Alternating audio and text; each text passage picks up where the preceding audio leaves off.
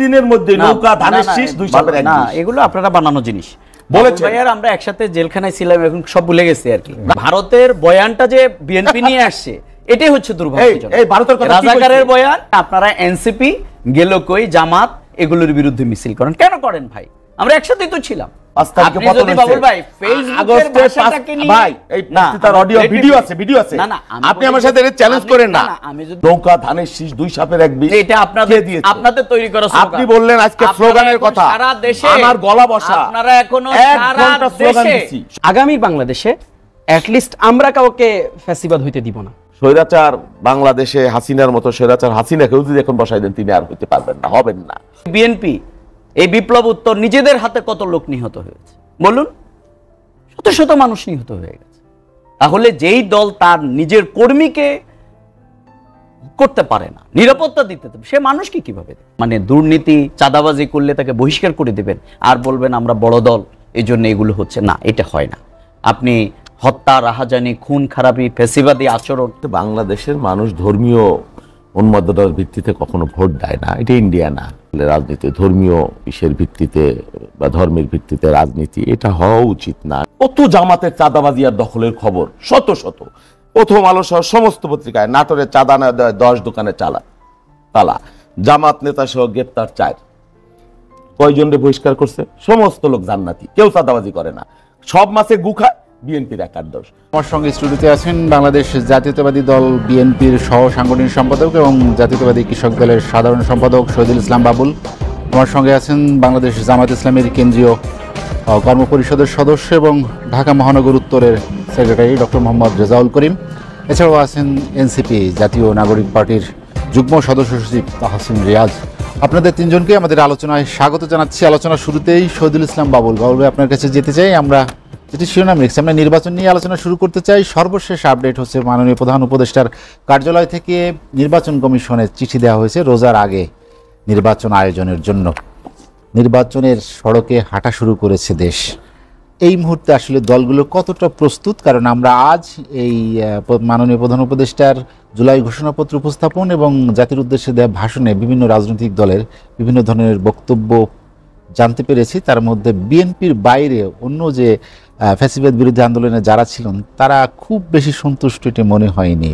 না আমি তো অপ্রস্তুত মনে না আমি তো এনসিপির যে নাহিদ তার বক্তব্য শুনলাম, ঘোষণাপত্র এবং নির্বাচন এটা নিয়ে আজকে তো পজিটিভ বললো যে তেমন কোনো অসন্তোষ বা এরকম কোনো সে কোনো কিছু ব্যক্ত করে নাই, বরং পজিটিভলি সে বললো। এবং জুলাই চার্টার নিয়ে যেটা 47 সেখানে অন্তর্ভুক্ত হইলে ভালো হইতো এরকম একটা বলছে, বা পরবর্তীতে এটা কিভাবে আইনি ভিত্তি দেওয়া যায় সেই বিষয়ে যাতে সবাই আন্তরিক এবং যত্নবান হয় সেই বিষয়ে বলছে। নেগেটিভ করে কিছু বলে নাই। জামাত ওইভাবে নেগেটিভ আব্দুল্লাহ তাহেরের বক্তব্য যেটা আমি শুনলাম নেতিবাচক ওইভাবে কিছু বলে নাই, তারা মাঝামাঝি একরকম হতাশা কি কি বিষয় যেন বলেছে। আর নির্বাচনের ট্রেনে যে দেশ উঠছে এই নিউজটার পরে আমি মনে করি যে মানুষের মধ্যে কিছুটা স্বস্তি আসছে, স্বস্তি এবং সকল শ্রেণী পেশার মানুষ নির্বাচন নিয়ে সবাই একটা অনিশ্চয়তার কথা বলতো বা অনিশ্চিত একটা কথা বলতো, সংকট। যদিও সংকট যে একেবারে কেটে গেছে তা না, কারণ নির্বাচন নিয়ে ষড়যন্ত্র হবে, এখনো হবে। যে একেবারে নিশ্চিত যে আমরা ফেব্রুয়ারিতে নির্বাচন করব বা হতে পারবে এইটাও বলা যায় না। আর এটাও ঠিক নির্বাচন তো অংশীজনের মধ্যে, প্রথমত আওয়ামী লীগ নাই বাংলাদেশে। যদি বিএনপি আর আওয়ামী লীগ নির্বাচন করে তাহলে কে করলো না করলো খুব একটা কিছু এসে যায় নাই বা ওই বাস্তবতা। কিন্তু যেহেতু আওয়ামী লীগ নাই, এখন জামাত ইসলাম আছে বা এনসিপি আছে, অন্য অনেক রাজনৈতিক দল আছে, এর মধ্যে যদি দুইটা একটা দল বলে যে আমরা নির্বাচন করব না তাহলে তো নির্বাচন একটা প্রশ্নবোধক হয়ে যাবে। হলেও হ্যাঁ এমনিতেই ধরেন এর মধ্যে ইসলামিক আন্দোলন বাংলাদেশ আন্দোলন আছে, অন্যান্য দল আছে, কিভাবে তারা ভোট করবে, হ্যাঁ অন্যান্য রাজনৈতিক দল আছে। তো আমরা যেটা মনে করছি নির্বাচনটা খুব প্রয়োজন ছিল বাংলাদেশে। এবং এই যে গতকালকের যে বক্তব্য এবং ইলেকশন কমিশনের তৎপর এর মধ্যে যে সংকট কিছুটা কেটেছে এবং দিন যত যাবে বিষয়ের অগ্রগতি আমরা ততটাই বুঝতে পারবো। এবং এটাকে আমি ইতিবাচকভাবে দেখছি, খুবই ইতিবাচকভাবে দেখছি। এই নির্বাচন আরো 6 মাস আগে হলে আরো আমাদের দেশের জন্য ভালো হইতো, এটা সত্য কথা। বাবুল ভাই, আরেকটি বিষয় যেটা আপনি ঘোষণাপত্রের কথা বললেন, যে ঘোষণাপত্রে অনেকেই অভিযোগ করেছেন যে অনেকটা বিএনপির অভিপ্রায় এখানে প্রতিফলিত হয়েছে বা দলগতভাবে যে ধরনের সিদ্ধান্ত সংশোধনী যার অনেক কিছুই এখানে স্থান পেয়েছে, আপনার কি মনে হয় যে? না না, শুধু বিএনপির হবে কেন, এটা এনসিপি যেটা সবচাইতে ঘোষণাপত্রের মূল্য সবচাইতে গুরুত্বপূর্ণ যেটা দিক, যে জুলাই সনদ, বা জুলাই কি বলে, একটি জুলাই সনদ, একটি জুলাই ঘোষণা, হ্যাঁ জুলাই ঘোষণা, ওইটা সবচাইতে গুরুত্বপূর্ণ ছিল, যে তাদের আইনি ভিত্তি দেওয়া, এবং সেটাকে ওন করা, সংবিধানে সেটাকে তুলে দেওয়া, সেই বিষয়টা গুরুত্বপূর্ণ ছিল। এবং শহীদদেরকে জাতীয় বীর হিসেবে ঘোষণা করা, আহত যারা রয়েছে তাদের দায়িত্ব রাষ্ট্র নিবে, সেই যে বিষয়গুলো এইটা, এবং এদেরকে যে আইনি সুরক্ষা দেওয়া হবে এই আন্দোলনের সাথে যারা ছিল, সেই বিষয়টা তো আসছে মোটামুটি তো চলেই আসছে, যেটা আমরা চেয়েছিলাম, বা এই বিপ্লব পরবর্তী যারাই সকলেই তো এটাই চেয়েছিল। আমার ধারণা খুব একটা বেশি ব্যত্যয় পার্থক্য আছে আমার মনে হয়নি। বলবে আরেকটি বিষয়, যে এই যে আইনি ভিত্তির কথা বললেন, যেটি নির্বাচিত সরকার, যেটি মাননীয় প্রধান উপদেষ্টা তার জুলাই ঘোষণাপত্রে উপস্থাপন করেছেন, যে পরবর্তী যে নির্বাচিত সরকার আছে তারা এটি সংবিধানে সংযোজন করবেন, এরকম ভাবে তিনি উল্লেখ করেছেন, নির্বাচিত সরকারের উপর দায়িত্বটি দিয়েছেন। কিন্তু বিশেষ করে এনসিপি এবং জামায়াত ইসলামী সহ অন্যান্য দল, তাদের একটি দাবি ছিল যে এটির বাস্তবায়ন করা, অর্থাৎ পরবর্তী সরকারের কাছে রেখে না দিয়ে এই সরকারের কাছে এই সরকারই করা। এই বিষয়টা আমি বলি, তাদের একটু না, এটা কি কারণে বলছে আমি জানি না। এটা তো নিয়ম, যেটা সাংবিধানিক যে বিষয়টা, সংসদই তো এটা রেটিফাই করবে বা জাস্টিফাই করবে। কে করবে? এতগুলো রাজনৈতিক দল বাংলাদেশের রাজনীতির ইতিহাসে একসাথে এতদিন একসাথে এত আন্তরিক পরিবেশে এত এনগেজড হয়ে এত ইনক্লুসিভলি আলোচনা কোনোদিন করেনি, এবং এটা একটা চার্টার হয়ে যাচ্ছে। আমি মনে করি এটা সব কিছুর চাইতে বড়, এই যে আলোচনা এবং সিদ্ধান্ত, এটা আইনের চাইতে অ্যাভাব ল, শুধুমাত্র অ্যাভাব ল না, সব কিছুর চাইতে ইথিক্যাল জায়গায় এইখান থেকে কেউ সরার সুযোগ হইলে সে জাতির কাছে তাকে প্রশ্নবিদ্ধ হতে হবে এবং জবাব দিতে হবে, আমি মনে করি। এখন আপনি যেটা বলছেন, এটা আপনি তৈরি করে দেবেন, এখনই তৈরি করে দেবেন। সংসদ যদি পরবর্তী সংসদ ছেড়ে ছুড়ে ফেলে দেয়, আপনি কি করবেন? আপনাকে তো আলটিমেটলি আস্থা তো সংসদের উপর রাখতে হবে।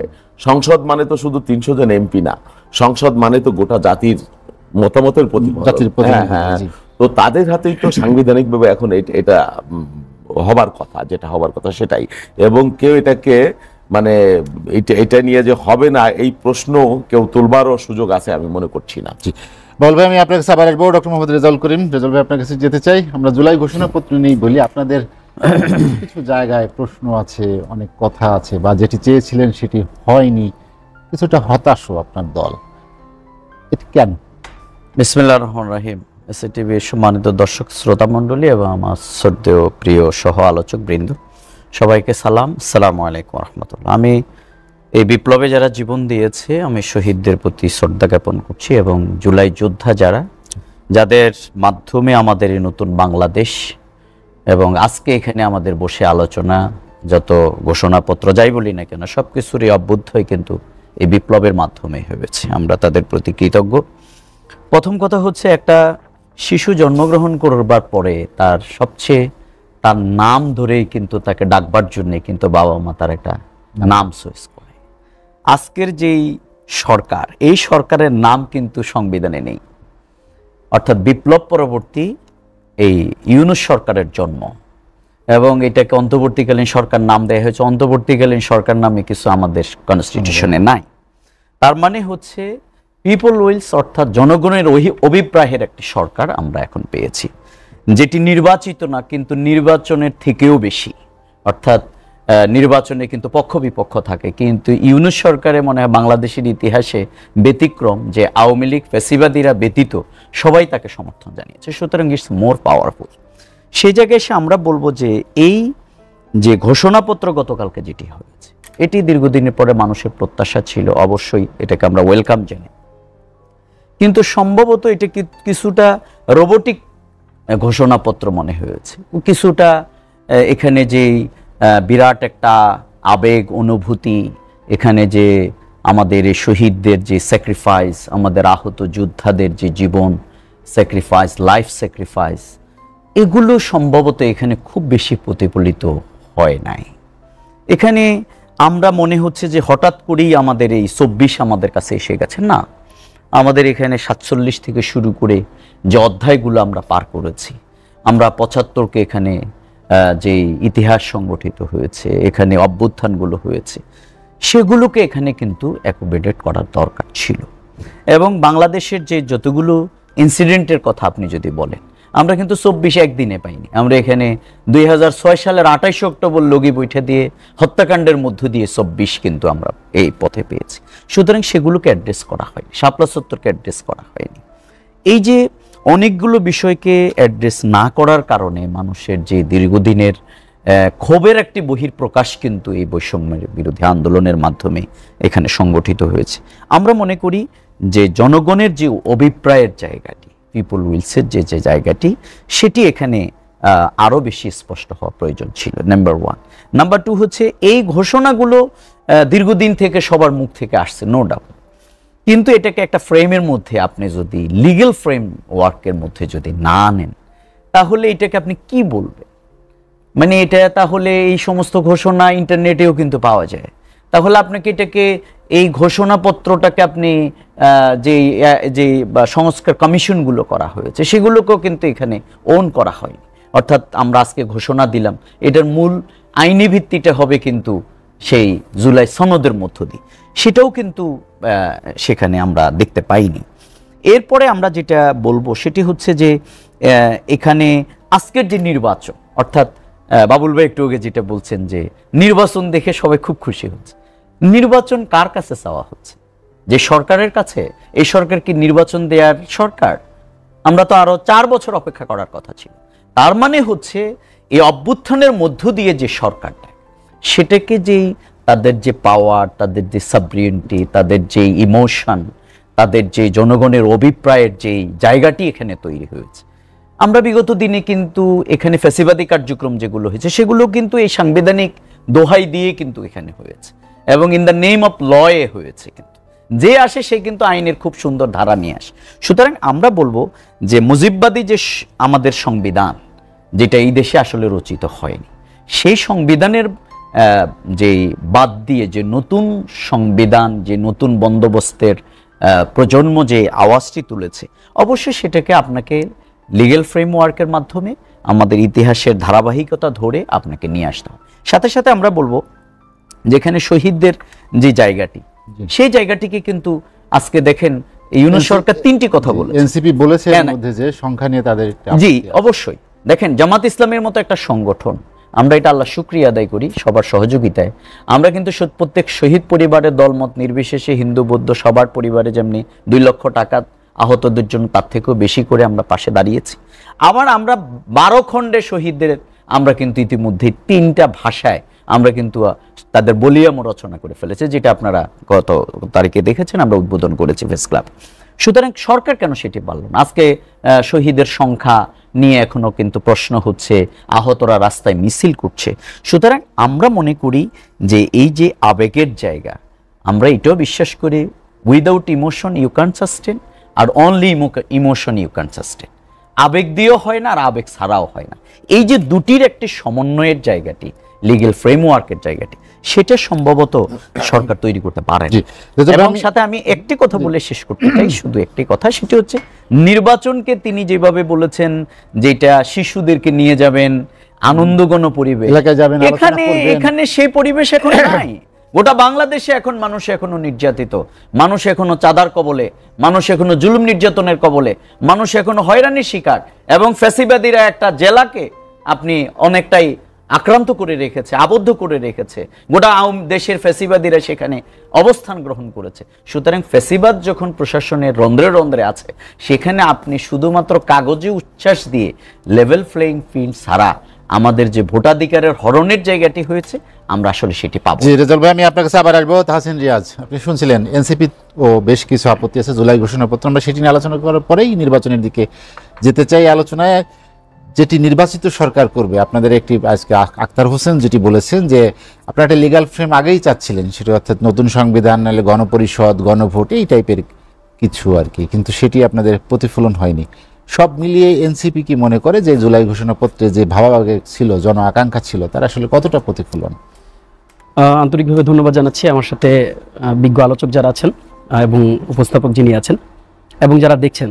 দেখুন, একটি বিষয় আমরা আসলে প্রথমত তো আপনি আজকে নিশ্চয়ই আমাদের অফিসিয়াল যে বিবৃতি বা প্রেস ব্রিফিং সেটা আপনি দেখেছেন, আমরা সেখানে একটা ব্যাপার খুব স্পষ্টভাবে বলেছি, এরকম একটি অভ্যুত্থানের পর আমরা যদি ইতিহাসের দিকে তাকাই, আমরা যতগুলো রেভুলেশন দেখেছি ঐতিহাসিকভাবে, এটাই প্র্যাকটিস যে আপনি এটাকে রিকগনাইজ করবেন এবং সেটা ঘোষণাপত্রের মধ্য দিয়ে হতে হবে। আরেকটি খুবই চমৎকার ব্যাপার এই ঘোষণাপত্রের মাধ্যমে উঠে এসেছে, যে কারণে আমরা স্বাগত জানিয়েছি, সেটা হচ্ছে যে এটাকে চতুর্থ তফসিলে অন্তর্ভুক্ত করার ব্যাপারে কথা হয়েছে। পুরো প্রক্রিয়াকে আমরা স্বাগত জানিয়েছি। তাহলে আমাদের ডিস্যাটিসফ্যাকশনটা কোথায়? দেখুন, আমাদের মোটা দাগে বেশ কিছু ডিস্যাটিসফ্যাকশন আছে। অনেকেই একটা সময় আমাদেরকে এটা বলার চেষ্টা করেছে যে এটি বোধহয়, আমরা বারবার বলার চেষ্টা করেছি যে এটি শুধুমাত্র বৈষম্য বিরোধী ছাত্র আন্দোলন অথবা এটা বোধহয় এনসিপির অ্যাসেট। দেখেন, আমরা কিন্তু এই গণ্ডিতে আবদ্ধ নেই। আপনি যদি আজকের প্রেস ব্রিফিংটা দেখেন, আমরা এই পুরো ঘোষণাপত্রের যে ফ্রেমওয়ার্ক বা এই পুরো ঘোষণাপত্রের যে ক্রোনোলজি, আপনি যদি ক্রোনোলজির দিকে তাকান, আপনি দেখবেন যে এই পুরো ক্রোনোলজিতে বিভিন্ন জায়গায় বড় বড় গ্যাপ রয়ে গিয়েছে। একটি ঘোষণাপত্র কিন্তু এটি একটা রাষ্ট্রীয় দলিল, কিন্তু মানে ইটস নট আ জোক। আপনি সংসদ ভবনের সামনে দাঁড়ালেন, 20টা রাজনৈতিক দলকে ডাকলেন, আপনার পাশে দাঁড় করালেন এবং আপনি একটি ঘোষণাপত্র পাঠ করে ছেড়ে দিলেন। It's not that. আপনি যখন বলছেন আপনি এটিকে সংবিধান অন্তর্ভুক্ত করবেন, আপনি যখন বলছেন যে আপনি এই ঘোষণাপত্রের মধ্য দিয়ে আপনি একটি গণ অভ্যুত্থানকে স্বীকৃতি দিচ্ছেন, সেই স্বীকৃতির যে ক্রোনোলজি আপনি যখন এটা বর্ণনা করছেন, এই বর্ণনার ক্রোনোলজিতে আপনার যে স্বাধিকার আন্দোলন, আপনার যে বিভিন্ন সময় এই 16 বছরের যে ইতিহাস, 16 বছরের যে ফ্যাসিবাদের জুলুম, এই জুলুম দ্বারা নির্যাতিত যতগুলো সিগনিফিক্যান্ট ইনসিডেন্ট, এই ইনসিডেন্টগুলোর বর্ণনা আসার দরকার ছিল। আমরা সেটাকে মিসিং পেয়েছি। আমরা বলেছি 47-এর যে ক্রোনোলজি, 47-এর ক্রোনোলজিকে আপনি অ্যাভয়েড করে আপনি 52ও দেখবেন না, আপনি 69ও দেখবেন না, 71ও দেখবেন না। এটা তো একটা ক্রোনোলজির অংশ। আবার আরেকটা ব্যাপার আমি যদি আপনাকে খেয়াল করি, আমি জানি না, মানে আমার কাছে মনে হয়েছে যে বিএনপি যেই স্যাটিসফ্যাকশনটা দেখাচ্ছে, আমার কাছে মনে হয়েছে যে এটি কেন যেন একচোখা। আমি বিএনপিকে ঠিক এই জায়গাটাতে মানে সমালোচনা করতে চাই, খুব শক্ত শব্দ দিয়ে সমালোচনা করতে চাই। বিএনপি দীর্ঘদিন ধরে কিন্তু ঘোষণাপত্রের বিরোধিতা করেছে। আপনি লক্ষ্য করেছেন, প্রথম যখন ঘোষণাপত্রের আওয়াজ আমরা তুলেছি তখন বিরোধিতা করেছে, কিন্তু মজার ব্যাপারটা খেয়াল করেন, ঠিক এই ঘোষণাপত্রের সাথে যখন নির্বাচন মিশিয়ে খাওয়ানো হলো, বিএনপি কিন্তু এটা গিলেছে। অথচ খোদ বিএনপির যে 16 বছরের সংগ্রাম, সেই সংগ্রাম এখানে উঠে আসে নাই। খোদ বিএনপির যেই ত্যাগী নেত্রী, যেই নেত্রীর দূরবসন্ধির কারণে, যেই দূরবসন্ধি বলছি, তার যে ফোরকাস্টিং এই বাংলাদেশের জন্য, তার যে আপোষ না করা, সেই আপোষ না করার যে সংগ্রাম, এই সংগ্রাম কিন্তু এই ঘোষণাপত্রে উঠে আসে নাই। কিন্তু BNP unfortunately for the sake of election এই শব্দগুলো উচ্চারণ করে নেই। আমার খুব ভালো লাগতো, খুবই ভালো লাগতো। আমি বাবুল ভাইকে যথেষ্ট শ্রদ্ধা করি। আমরা একসাথে 10 দিনের সফরে ছিলাম এবং আমি মানে সত্যিকার অর্থে আমি যাদের টক শো দেখে খুব ভালো লাগে, আমার কাছে ওয়ান অফ দেম। তো আমার খুব ভালো লাগতো যে আজকে যদি বাবুল ভাই পাশাপাশি এটাও বলতে যে নির্বাচন কিন্তু দরকার বাংলাদেশের জন্য, নিঃসন্দেহাতীতভাবে দরকার।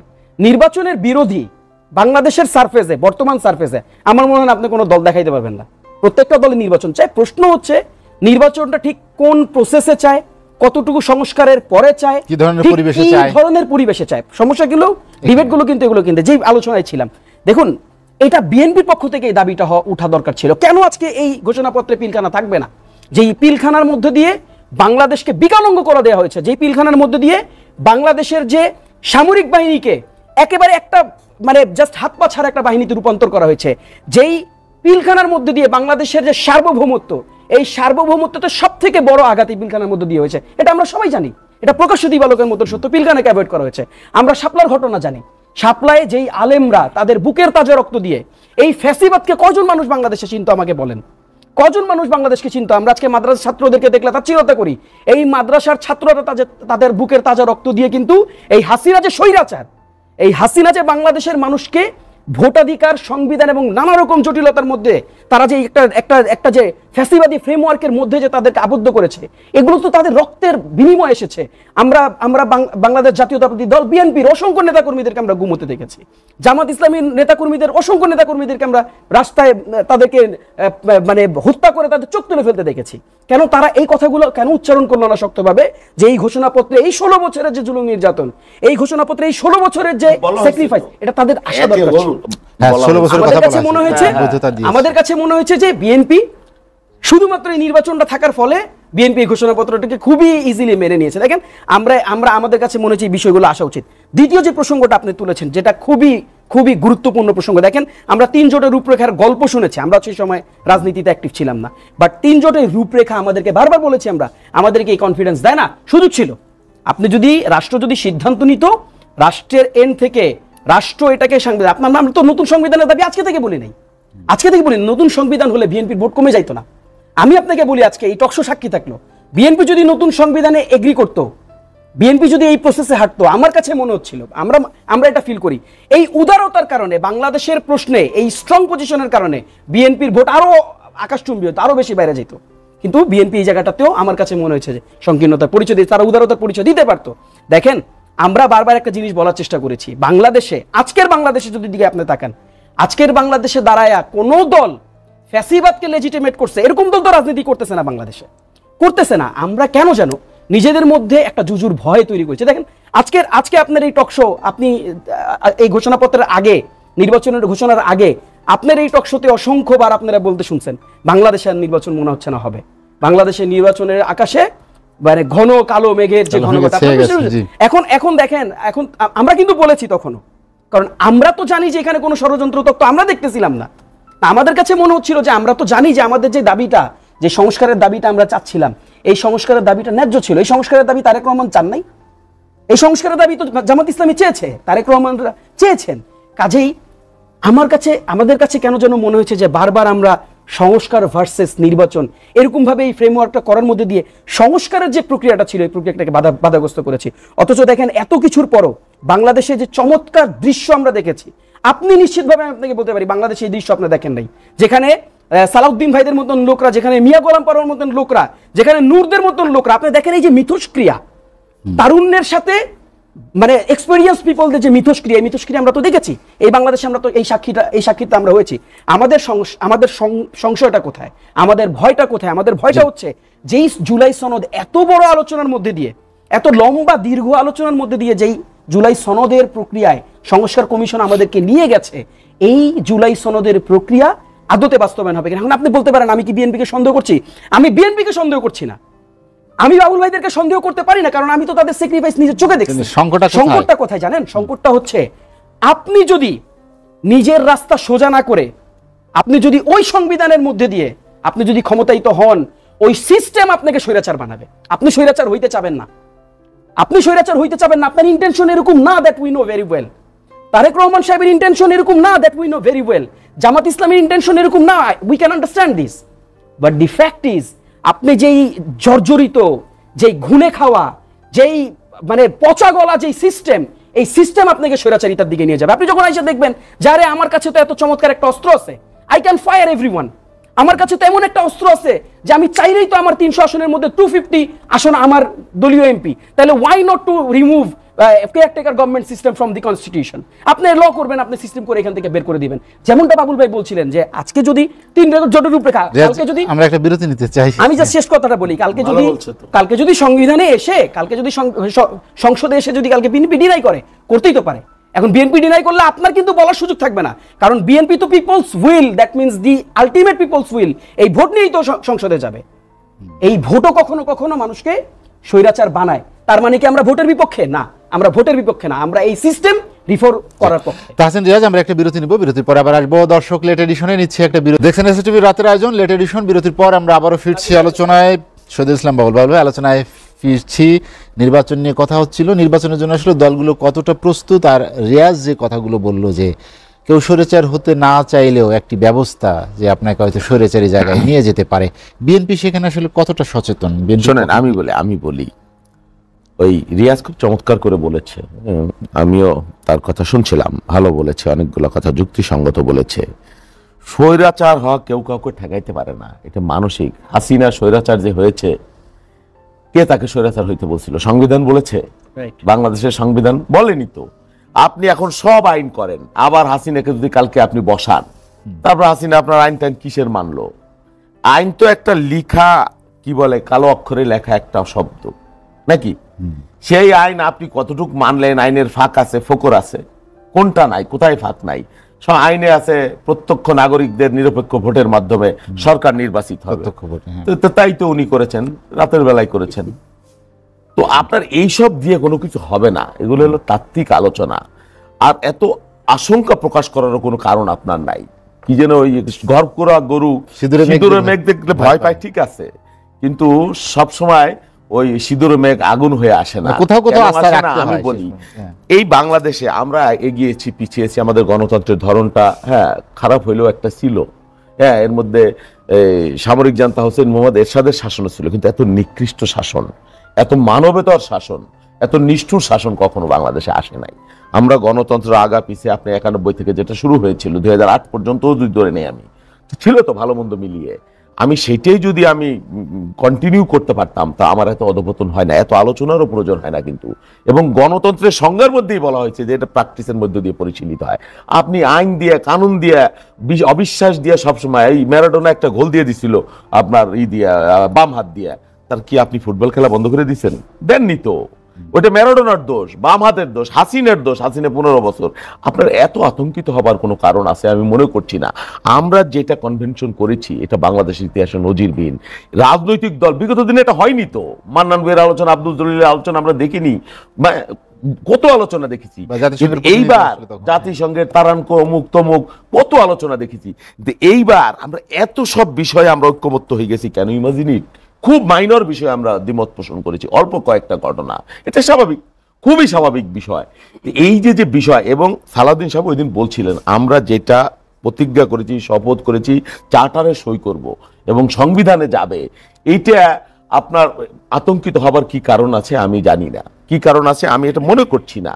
স্বৈরাচার বাংলাদেশে হাসিনার মতো স্বৈরাচার হাসিনাকেও যদি এখন বসাই দেন তিনি আর হইতে পারবেন না, হবেন না। আর একটা সবচেয়ে বড় সিগনিফিকেন্ট বিষয় দেখেন, এই যে কেয়ারটেকারের যে প্রভিশনটা, এই জায়গাটাতে আমরা একটা চমৎকার ব্যারিকেড তৈরি করে দিছি যে কেউ এটা কেয়ার নিয়ে আর সিনিমিনি খেলতে পারে। এর গঠন প্রক্রিয়া এটাও বিরোধী দল, তৃতীয় বিরোধী দল, আরো যাদেরকে ইনক্লুড করে করা হচ্ছে, এখানে তো কোনো এক পক্ষের তত্ত্বাবধায়ক সরকার হওয়ার সুযোগ নাই। শুধু তাই না, এবং এই কেয়ারটেকারকে আপনি উৎখাত করতে হলে হাসিনা যেমন আইন করে উৎখাত করলো, কারণ নিয়ম করে, আপনি পার্লামেন্ট দিয়েও পারবেন না, সংবিধান দিয়েও পারবেন না, আপনাকে গণভোটও লাগবে।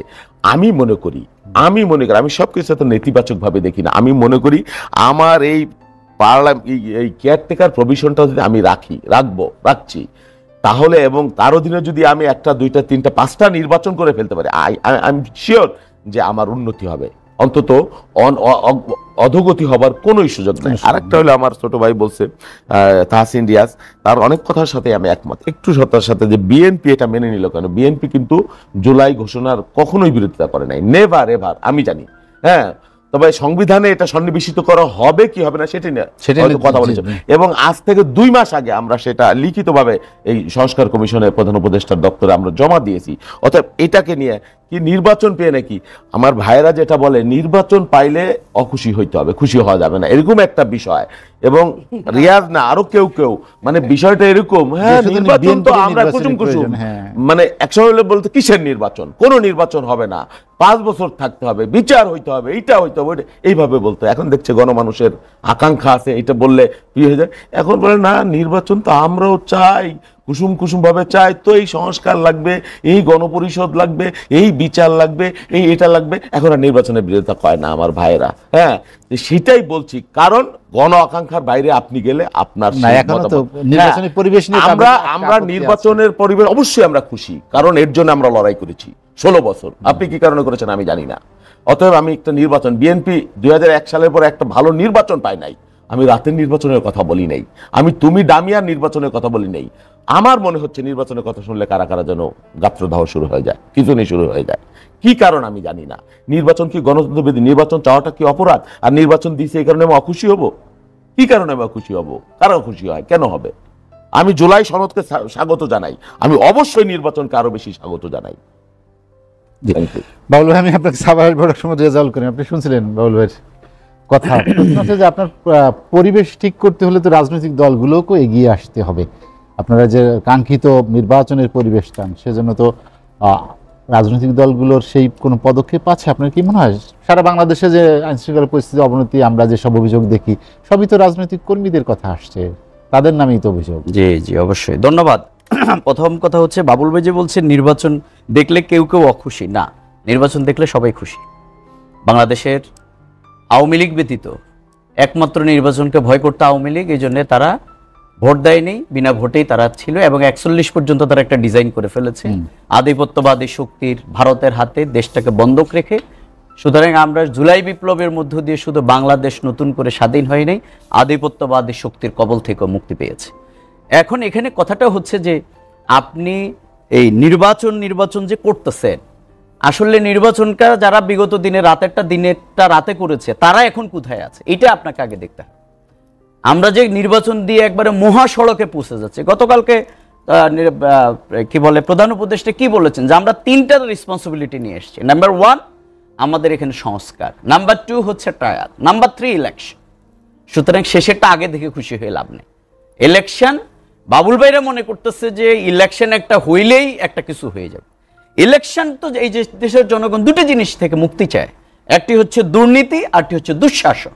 বাংলাদেশ এখন ফ্যাসিবাদীরা জায়গায় জায়গায় বসে আছে, কিন্তু যারা বড় দল বলে নিজেদেরকে মনে করেন, দাবি করেন, তাদের কবলে বাংলাদেশ কিভাবে আছে সেটা দেখতে হবে। এখানে পাথর বাহিনী চলছে, এখানে আজকে আগের থেকে রেট কিন্তু এখন আগের থেকে ডাবল। এখানে আমার দেশ রিপোর্ট করেছে যে আগে যা টাকা দিয়ে হতো তার থেকে বেশি লাগে। পুলিশ প্রশাসন এখানে কি ভূমিকা পালন করছে? আজকের জুলাই বিপ্লবের 1টা বছর হলো, কিন্তু প্রকাশ্য দিবালোকে যারা এতগুলো মানুষকে হত্যা করলো তাদের কোনো বিচার হলো না। আপনি কি নির্বাচন দিয়ে কি মানুষ ধুয়ে পানি খাবে ভাই? না, ওই মায়েদের দরকার হচ্ছে ওই তার খুনিদের বিচার। যে মা এখনো ভিক্ষা করে, আমার এই নির্বাচন দিয়ে সেই মায়ের কি হবে বলেন ভাই? সেই মায়ের তো কেউ খবর রাখছে না। সে বলছে আমি এখনো অন্যের বাড়িতে কাজ করি, আমার সন্তান একমাত্র উপার্জনক্ষম ছিল, সে শহীদ হয়ে গেছে। সুতরাং নির্বাচন হতে হবে যে মানুষের যে অভিপ্রায়ের জায়গা, মানুষ এখানে দুঃশাসনের কবল থেকে মুক্তি পাচ্ছে। বরং এই সরকার তো দ্রব্যমূল্য যে সেখান থেকে একটা সহনীয় জায়গায় এসছে, অর্থনীতির জায়গায় একটা স্টেবল জায়গায় নিয়ে এসছে, আমেরিকার সাথে শুল্ককে একটা জায়গায় নিয়ে এসছে, এবং শিক্ষা প্রতিষ্ঠান বিগত এই যে আজকে বিএনপি এই বিপ্লব উত্তর নিজেদের হাতে কত লোক নিহত হয়েছে বলুন? শত শত মানুষ নিহত হয়ে গেছে। তাহলে যেই দল তার নিজের কর্মীকে করতে পারে না, নিরাপত্তা দিতে পারে, সে মানুষকে কিভাবে দেবে? সুতরাং আমাদের বক্তব্য কিন্তু এই যে আজকে পাথর দিয়ে মানুষ মারার পর আমরা রাস্তায় নামছি কেন? তারা বলছে যে এটা তো আমাদের দলের কর্মী, আমরা বলছি না, নিজের দলের কর্মী হলে যেভাবে সেভাবে মারা যাবে না।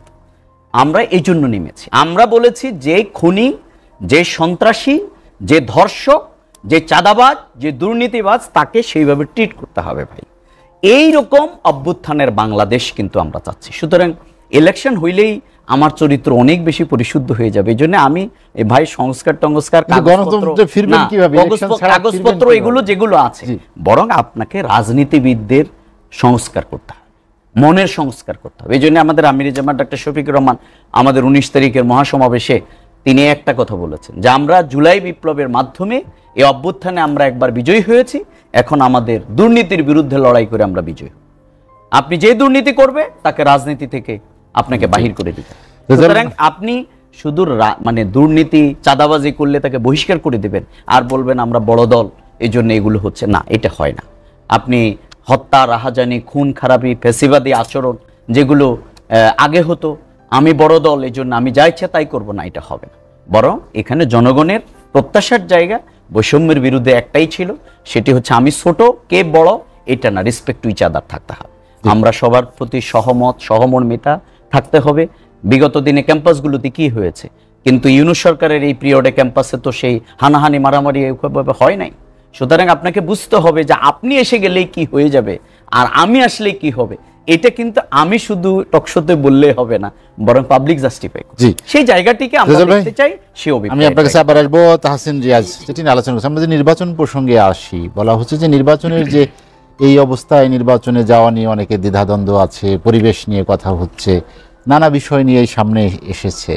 আপনার কি মনে হয় যে নির্বাচন বা সুষ্ঠু নির্বাচন একটি ভালো ভোট, যেটি মাননীয় প্রধান উপদেষ্টা বলছেন যে সন্তানদের সাথে নিয়ে ভোট কেন্দ্রে যাওয়া যাবে, সেরকম একটা উৎসব পরিবেশের জন্য যতটুকুন প্রস্তুতি দরকার তার আসলে কতটুকুন হয়েছে?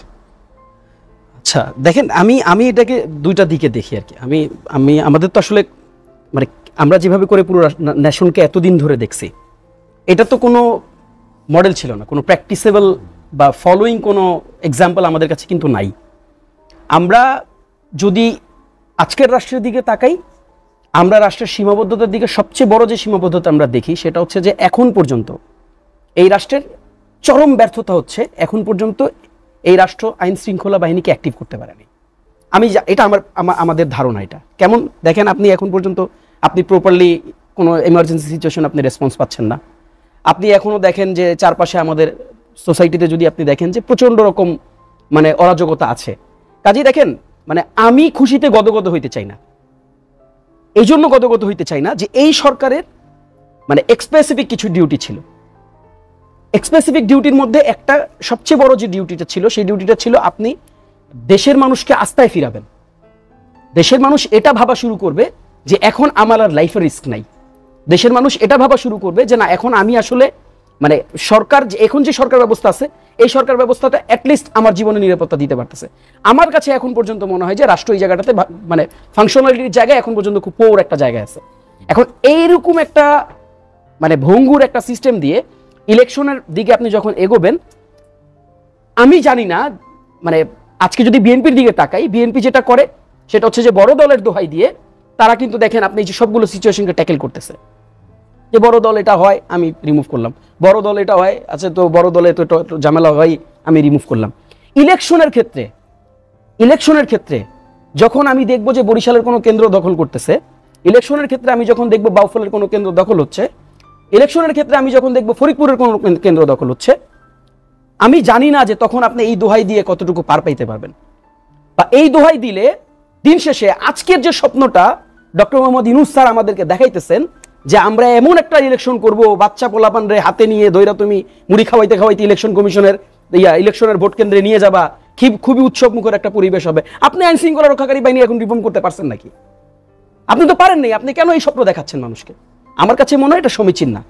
কাজেই আমার কাছে আমি যেটা এখন দেখেন, আপনি বলতে পারেন তাহলে এটা ফেব্রুয়ারির মধ্যে সম্ভব কিনা? ফেব্রুয়ারির মধ্যে সম্ভব। এখন হয়তো বাবুল ভাই বলতে পারেন যে তার মানে তুমি কি কথা বলে এটা বুঝাইতে চাইতেছো যে যেহেতু এটা মানে সুযোগ মানে এখনো হয় নাই, তাহলে এখন ইলেকশন 26 সালের বাইর করে এটা 27 সালে নিয়ে যায়। আমি এটা বলতে চাইতেছি না। আমি বলতে চাইতেছি যে টেক প্রপার মেজার। আপনার হাতে আজকে থেকে যদি আপনি স্টেপ নেন, মানে আপনার কাছে তো অপশন আছে, সময় আছে, সুযোগ আছে, আপনি সেই জায়গাটাতে রাষ্ট্রকে চাইলে আপনি নিয়ে যেতে পারেন। রাষ্ট্রের অন্যান্য দলগুলোকে, ছোট দল বড় দল সবাইকে এই কনফিডেন্সটা আপনার দিতে হবে যে এই ছোট দলের যেই একটা আসন, যেই আসনের প্রার্থীকে আপনি চিনেন না, সেই প্রার্থী মানে এই অচেনা প্রার্থীর নিরাপত্তা আপনি দিতে পারবেন। এই কনফিডেন্স যদি আপনি দিতে পারেন, ইলেকশন ভালো হবে। আদারওয়াইজ ওই যে যারা খুব হোমরা চোমরা প্রার্থী, মানে লোকজন জানে, যেমন নূর ভাইকে তার এলাকায় পিটানো হয়েছে, নূর ভাইকে সবাই চিনে, নূর ভাই ইনস্ট্যান্ট লাইভ আইসা বলছে আমার লোকজন পিটাইতেছে, আপনারা রেসপন্স করছেন বিকজ অফ ওয়াই? বিকজ আপনি নূর ভাইকে চিনেন। এখন যেই রহিম ভাইকে আপনি চিনেন না, সেই রহিম ভাইয়ের ভোটের সিকিউরিটি কে দিবে? ওই রহিম ভাই লাইভ আসলে তো আপনি কভার করবেন না তাকে, কারণ ওকে তো চিনেন না আপনি। কাজেই ওই রহিম ভাইয়ের যে ভোট, সেই রহিম ভাইয়ের 5টা ভোট হইতে পারে। এই 5টা ভোটের সিকিউরিটি যদি আপনি ইনশোর করতে পারেন, তাইলে আপনি নির্বাচনের দিকে আগান। আমাদের কোনো দ্বিমত নেই নির্বাচন নিয়ে। যেটা ভাই বলতেছিলেন, বাবুল ভাই বলতেছিলেন যে অনেকে নির্বাচনের বিরোধিতা। দেখেন, নির্বাচনের বিরোধিতা আমার মনে হয় না বাংলাদেশে। আমি প্রক্রিয়াটা আপনাকে বলতেছিলাম, বাংলাদেশে যেই ডিবেটটা এতদিন ধরে চলছে, সেই ডিবেটটা নির্বাচনের প্রক্রিয়া নিয়ে এই ডিবেটটা চলছে। এই ডিবেটটা নির্বাচনের সময় কেমন হবে, ওই সময় আইন শৃঙ্খলা বাহিনী কেমন ভাবে ফাংশন করবে, ওই সময় ডিসিএসপিরা কি ধরনের ভূমিকা পালন করবে, ওই সময়টাতে আপনার থানার ওসি, যেই থানার ওসি এখন আপনি কথা বললে উঠে কথা বললে বসে, এই ওসিরা পক্ষপাত দুষ্ট আচরণ আপনার পক্ষে দাঁড়ায় করবে না। এই নিশ্চয়তা আপনাকে ইনশোর করে ইলেকশনের দিকে আগাইতে হবে। যদি এই জায়গাটাতে আপনি এই কনফিডেন্সের জায়গায় না নিয়ে আসেন মানুষকে, তাহলে দিন শেষে যেটা হবে সেটা হচ্ছে মানুষের মধ্যে একটা বড় রকম আনডেমোক্রেটিক যে প্র্যাকটিস, এই প্র্যাকটিসের ভেতর দিয়ে যে ডিস্যাটিসফ্যাকশনটা আসে, ওই ডিস্যাটিসফ্যাকশন আপনি দিতে পারবেন। এটা কারোর জন্য ভালো না, এটা কারোর জন্যই ভালো হবে না। দেখেন, আরেকটা ব্যাপার আমি একটু বলি, আরেকটা বিরতি নিতে চাই, যে আরেকটা বিরতি নিব, বিরতির পরে আবার আসবো। দর্শক লেট এডিশনে নিচ্ছি আর একটা বিরতি, ফিরে আলোচনা শেষ করব, শেষ দিকে চলে এসেছি। আমরা এবার রাজনীতি নিয়ে একটু কথা বলতে চাই। বাংলাদেশের রাজনীতি বা বিভিন্ন সময় নির্বাচনকে কেন্দ্র করে জোট মহাজোট আমরা দেখেছি, পক্ষ প্রতিপক্ষ অনেক আছে। এবারের আলোচনায় বিশেষ করে সংস্কার কমিশনের আলোচনার মধ্যে কিন্তু বিষয়গুলো যে মতপার্থক্য তা দিয়ে একটি বিষয় স্পষ্ট হয়েছে, সেখানে ইসলামপন্থী একটি মোর্চা বা সে ধরনের কোনো একটি আঙ্গিকে আলাদা কোনো রাজনৈতিক জোটের আত্মপ্রকাশের একটি সম্ভাবনা তৈরি হয়েছে কিনা? না, হতে পারে, কিন্তু বাংলাদেশের মানুষ ধর্মীয় উন্মাদনার ভিত্তিতে কখনো ভোট দেয় না। এটা ইন্ডিয়া না, যে উগ্র সাম্প্রদায়িক জাতীয়তাবাদ বা বিজেপি হিন্দুত্ববাদ, এই রাজনীতি বাংলাদেশে কখনো এটা হয়নি। আর এটা রাজনীতির প্রতিদ্বন্দ্বের জোট এইভাবে হওয়া উচিত না। আসলে রাজনীতি ধর্মীয় ইসের ভিত্তিতে বা ধর্মের ভিত্তিতে রাজনীতি এটা হওয়া উচিত না, আমি সেটা মনে করছি না, সেটা ইফেক্টিভ হবে না। আর সমস্ত ধর্মীয় দল একটা জোটে গিয়ে ফিরবে, এটাও চিন্তা করবার কোনো কারণ আছে বলে মনে করছি না আমি। যাই হোক, আর জোট মহাজোট এগুলো তো আমাদের রাজনীতির অংশ, এটাকে নেতিবাচক ভাবে দেখবারও কোনো সুযোগ নাই। তারাও করতেও পারে, দেখা যাবে যে মানুষ সেটা কোনভাবে গ্রহণ করে। আমি অতীতের হিস্ট্রিটা বললাম। আর এখন যেটা বলছি, আমাদের ভাইরা, রেজাউল ভাই যেটা বললেন যে কি, যে মানে বাবুল ভাইরে মনে করছে নির্বাচন হইলেই কি না কি হয়ে যাবে, ক্ষমতায় চলে যাবে। হ্যাঁ, ভাই আপনি কেন মনে করেন না এটা? আপনার এই দুর্বলতা কেন যে মানুষ আপনি কি হবেন না? আমরা তো কখনো এটা বলি না নির্বাচন হলেই আমরা কালকে ক্ষমতায় চলে যাচ্ছি। আমরা নির্বাচনের কথাটা বলেছি, এটা বলা অপরাধ না। আপনি দেখেন, মানে এই পাথর দিয়ে মানুষ হত্যা একটা ঘটনা, প্রথম দিনই বিএনপি চাঁদাবাজ পাথর দিয়ে মানুষ হত্যা করলো রাতের বেলায়। মনে হইলো যে 2 দিন আগে একটা ব্লু প্রিন্ট হলে হলে সাধারণ ছাত্র ব্যানার দিয়ে, যারা সাধারণ ছাত্র তাই শিবির, এবং প্রমাণ দেখেন এই যে এই যে এই যে এই যে পত্রিকা দেখাইতেছি, রাজনীতিমুক্ত ক্যাম্পাস মুনতাসির তিতুমির কলেজ ছাত্র শিবিরের সেক্রেটারি হইল। কি বলবেন আপনি বলেন? প্রত্যেকটা এই যে খালি এত আন্দোলন করেছি, এত মজলুম আমরা দীর্ঘকাল, হাসিনা 1 সপ্তাহ যাইতে পারে নাই। জামাতের আমির কি দখল, সমস্ত দখল চাঁদাবাজ বানাই দিল বিএনপির, এমন ভাবে ভাবখানে এমন রামমাগুর দলের সব চাঁদাবাজ আর জাহান্নামী লোক, সব ভালো কোনো লোক নাই। আরে ভাই, ভালো যদি না থাকে এতদিন কি কারণে আপনারা আমার সাথে থাকলেন? কি কারণে আমার মার্কা দিয়ে আপনি ইলেকশন করলেন? হ্যাঁ বলেন, কি কারণে জোট করেছিলেন? কি কারণে আমার সাথে মন্ত্রী হইলেন? হ্যাঁ, আমার বিপদের দিনে 10ই অক্টোবর আমার ভাইরা কি সুন্দর আলোচনা করে আওয়ামী লীগের সাথে নেগোসিয়েশন করে 23 সালে, হ্যাঁ 28 অক্টোবর একেবারে সুবোধ বালকের মতো আসরের নামাজের আগেই শান্তিপূর্ণ সমাবেশ করে ঘরে ফিরে যায়। আর আমার এখানে হাজার হাজার lakh lakh round tear grenade, sound grenade, তারা যদি আমাদের ফাঁসে দাঁড়াইতো, আমি মনে করি ওই সময় হাসিনার পতন হয়ে যাইতে পারতো। আচ্ছা, আপনার দলের তো খালি বিএনপির চাঁদাবাজ বানাই দিলেন 1 সপ্তাহের মধ্যেই। মনে করলো যে আওয়ামী লীগ তো শেষ, এইবার বিএনপির বোতলে ভরে দেবো, তাইলে তো আমাকে ওই দুনিয়া। আরে ভাই, আমরা কেন হব? আপনি হন না কেন? আমি তো বলছি বরং আপনি নির্বাচন হলে কিছু হবেন না, এই আতঙ্ক থেকে আপনি এখন নির্বাচনের বিরোধিতা ছলে বলে কৌশলে এইটা লাগবে ওইটা লাগবে, হ্যাঁ মোয়াই যাওয়া বালকের মতো, আব্বা এইটা খাবো ওইটা খাবো ওইটা খাবো, কেলা কিনে খাবো, কেলা দেওয়ার পরে কেলা সিলে দাও, বলে সিলে দিলে কেন বুঝাই দাও, এরকম একটা বাস্তবতা, মানে নির্বাচনকে বাধাগ্রস্ত করবার জন্য। কি কারণে? আমি মনে করছি নির্বাচন যদি হয়, বাংলাদেশে অবশ্যই চাঁদাবাজি হচ্ছে, কে চাঁদাবাজি করে না? করছে তো। এইটা এই দুর্বল সরকারের পক্ষে দিন যত যাবে আরো খারাপ হবে অবস্থা। নির্বাচন হয়ে জামাত যদি ক্ষমতা যায়, আমি বিশ্বাস করি 1 মাসের ভিতরে এই পরিস্থিতি কমে যাবে। বিএনপি যদি ক্ষমতায় যায় অবশ্যই কমে যাবে, আমি মনে করছি। কিন্তু একবার চাঁদা আপনি উৎখাত করে দিতে পারবেন না। এই যে দেখেন কত জামাতের চাঁদাবাজি আর দখলের খবর, শত শত। প্রথম আলো সহ সমস্ত পত্রিকায় নাটোরে চাঁদা না দেয় 10 দোকানে তালা, জামাত নেতা সহ গ্রেপ্তার 4। কয়জনরে বহিষ্কার করছে? সমস্ত লোক জান্নাতি, কেউ চাঁদাবাজি করে না। সব মাসে গু খায়, বিএনপির একার দোষ। আমি চাঁদাবাজিকে ওন করি না। উনরা প্রবলেম হলো কি উনাদের সব বেচতে চলে যাবে, কেউ খারাপ লোক নাই, আমি সেটা মনে করি না। আমার দলে খারাপ লোক ঢুকছে, অবশ্যই ঢুকছে, এবং থাকতে পারে। লক্ষ লক্ষ কর্মী, আমার কোটি সমর্থক এইখানে, অবশ্যই এগুলোকে আমি ওন করি না। বাংলাদেশের রাজনীতির পরিবর্তনটা কি? জামাত যেমন এখনো স্বীকার করে না, আওয়ামী লীগও তাই করতো না। তাগো দলে কোনো খারাপ লোক নাই আওয়ামী লীগের ভাষা অনুযায়ী, জামাতেরও কোনো খারাপ লোক নাই, অথচ প্রতিনিয়ত চাঁদাবাজি, রেপ, ধর্ষণ, দখল অভাব নাই। আপনি দেখেন না, গুগলে সার্চ দেন, খালি বিএনপি বলে চাঁদাবাজি করে। এটা ব্র্যান্ডিং করা শুরু করছে প্রথম থেকে। আর এনসিপির কথা আমি বললাম না, হ্যাঁ তারা আমাদের ছোট ভাই, আন্দোলনের নতুন দল। আমি শুধু জামাতের টুক বললাম। এটাই আমার বক্তব্য যে প্লিজ ভাই, এটা করে আপনি মনে করছেন যে আপনি ডিসি ফিট করছেন, এসপি ফিট করছেন, ভোট আছে 5%, ক্ষমতার ভাগ খাইতেছেন 50%। এই খাওয়া যদি বন্ধ হয়ে যায় নির্বাচন হলে, আতঙ্কের জায়গা আসলে ওইটা। জি, শহীদুল ইসলাম বাবুল, আপনাকে অসংখ্য ধন্যবাদ। হাতে সময় নেই, ডক্টর মোহাম্মদ রেজাউল করিম। আপনি শুনলেন বাধাগ্রস্ত করতে বা আতঙ্কের জায়গা কোথায়, কেন? 7 দিনের মধ্যে নৌকা ধানের শীষ 2 সাপের এক বিষ। এগুলো আপনারা বানানো জিনিস। বলেছেন। ভাই আর আমরা একসাথে জেলখানায় ছিলাম, এখন সব ভুলে গেছি আর কি। না, আমি ওইটাই বলছি। সুতরাং ওই যে ভারতের বয়ানটা যে বিএনপি নিয়ে আসছে, এটাই হচ্ছে দুর্ভাগ্যজনক। এই ভারতের কথা কি রাজাকারের কইছে? বয়ান, রাজাকারের এই বয়ান, ভাই। তারপরে হচ্ছে রেজাউল ভাই, এই সব বয়ান আপনি কিন্তু- বেশি বলবেন। না না, এই যে, ভারতকে কি আরে কইছে ভাই, শুনি আরে, এ দেখাই ভারতকে অখুশি করব না, এই জন্যে- ভারতের মনে না, কষ্ট দিব না, এই জন্য দুঃখ লাগে, না, না। আওয়ামী লীগকে মাফ করে দিছি, না এই জন্য আওয়ামী লীগের এই কষ্ট জন্য দিব না। বাবুল ভাইদের এটা যেটা সেটা হচ্ছে, বলেন। বাবুল ভাই এই জায়গায় আসেন যে সন্ত্রাসী যে সে সন্ত্রাসী, একদম যে চাঁদাবাজ সে চাঁদাবাজ। একদম সুতরাং এটা জামাত আর বিএনপির ইস্যু বানাবে না না। আপনি তো অপরাধী বলছেন। কোনো এটা দল নেই। আমরা মনে করি মানুষ কিন্তু ভুলের উঠতে না। আপনি দুই একটা ঘটনা নিয়ে এসে আপনার তো 7,000 লোক আপনি বহিষ্কার করছেন জানা, আমি অন করি। অবশ্যই আপনি যদি সুতরাং- করতেন না, না, 500 করতে না না পারতেন। সুতরাং স্বীকার হয়েছে, রেজাউল ভাই, আমাদের- এর মাঝখান দিয়ে পেশিবাদের উত্থান অবশ্যই হবে। রেজাউল ভাই। কিন্তু সেই ভাষাটা যেন ভাই আমরা কেউ ইউজ না করি, একদম সেটার ব্যাপারে আমরা কমিটি। কিন্তু আপনারা দেখেন যে আমরা এই মিটফোর্ডের ঘটনায় যখন আমরা প্রতিবাদ করলাম, আজ পর্যন্ত আমি আজকেও প্রেস ক্লাবে দাঁড়িয়ে আপনাদের মিছিল দেখলাম, সেখানে আপনারা এনসিপি গেল কই, জামাত এগুলোর বিরুদ্ধে মিছিল করেন। কেন করেন ভাই? আমরা একসাথেই তো ছিলাম, আমরা একসাথেই তো লড়াই করেছি। আপনি যদি এতই বড় উদার হন, মহান হন, দেশের ক্ষমতার সবচেয়ে বড় হন, তাহলে আপনাকে রেসপেক্ট টু ইচ আদারের জায়গায় আসতে হবে।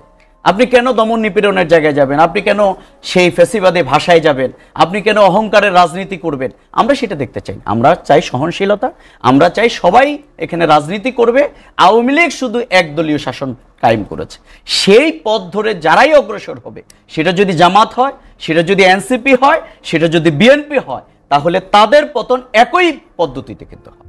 সুতরাং আমাদের ওই জায়গাটাকে অন করে আমরা চাই সহনশীলতার রাজনীতি, আমরা চাই উদারতার রাজনীতি, আমরা চাই জনগণের জন্য রাজনীতি, যেটা আমাদের ভাষা, সেটা যেন আমাদের বাস্তবায় হয়। আমরা সেই জায়গাটাকে বিনির্মাণ করি। Thank you. আমি একটু রেজাউল ভাই, আপনাকে অসংখ্য ধন্যবাদ। পজিটিভলি বলি। জি। রেজাউল ভাই যেটা বলেছে খুব চমৎকার কথা বলেছে। এখন আমি খুব অন করি, এটা আমি আশা করছিলাম। ওই যে বললো না জেলখানায় ছিলাম, কত নির্যাতিত হয়েছি, সত্যি কথা, একসাথে আমাদের এত লোকের ফাঁসি হয়ে গেছে।